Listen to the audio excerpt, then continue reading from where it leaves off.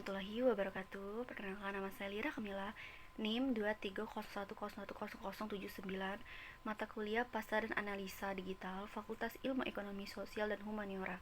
Dosen pengasuh Bapak D. Ronald Aprianto, SE, MSI. Baik, di sini saya akan menjawab pertanyaannya.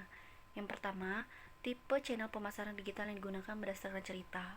Perusahaan ABC menggunakan beberapa channel pemasaran digital, yaitu media sosial, mesin pencari, dan email marketing. Ketiga channel ini termasuk dalam pemasaran digital karena digunakan melalui internet untuk menjangkau, menarik, dan mempengaruhi calon pelanggan secara online. Yang kedua, alasan perusahaan ABC perlu menganalisis pemilihan channel digital. Perusahaan ABC perlu melakukan analisis pemilihan channel pemasaran digital agar strategi yang digunakan lebih efektif dan efisien. Setiap channel memiliki karakteristik audiens, biaya, dan tingkat konversi yang berbeda. Dengan analisis, perusahaan bisa mengetahui channel mana yang paling cocok untuk produk passion mereka, sehingga promosi lebih tepat sasaran, anggaran tidak terbuang sia-sia, dan penjualan bisa meningkat. Yang ketiga, faktor-faktor yang perlu dipertimbangkan.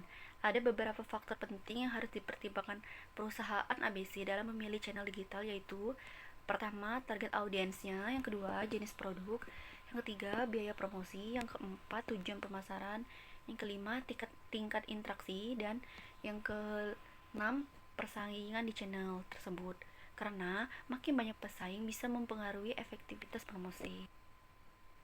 Yang keempat, cara menggunakan hasil analisis channel untuk meningkatkan visibilitas dan penjualan. Hasil analisis bisa digunakan perusahaan ABC untuk menentukan channel yang paling efektif dan memfokuskan strategi pada channel tersebut. Misalnya, jika Instagram TikTok paling banyak menghasilkan, maka perusahaan dapat lebih aktif membuat konten visual, video pendek, dan promosi produk fashion di sana.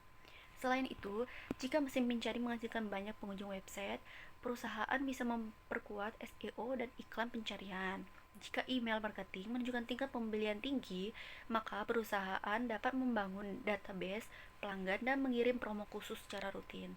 Dengan cara ini, perusahaan dapat meningkatkan visibilitas merek, menjangkau lebih banyak calon pembeli, dan pada akhirnya menaikkan penjualan produk. Assalamualaikum warahmatullahi wabarakatuh. Perkenalkan, nama saya Lira Kamila, NIM 230101079, mata kuliah Strategi Pemasaran, Fakultas Ilmu Ekonomi dan Sosial Humaniora, dosen pengasuh Bapak D. Ronald Aprianto, SE, MSI. Baik, saya akan menjawab 3 pertanyaan tentang strategi pemasaran Coca-Cola.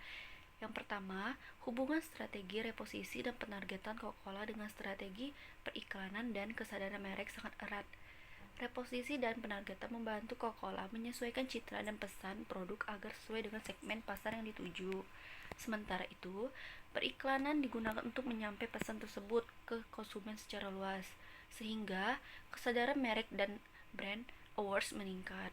Jadi, reposisi dan penargetan adalah arah strateginya, sedangkan periklanan adalah alat untuk menyampaikan strategi tersebut.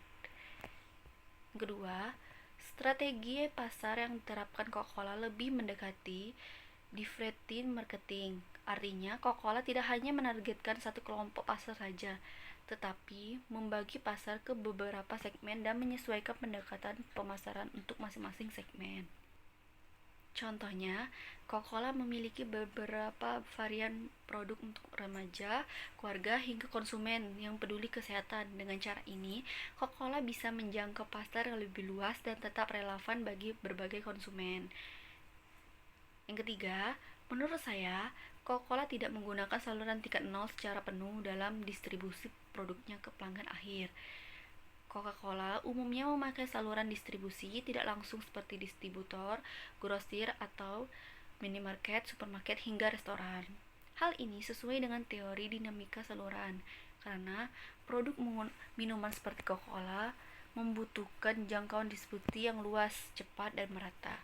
Jika hanya memakai saluran langsung, jangkau pasar akan lebih sempit dan distribusi menjadi kurang efisien.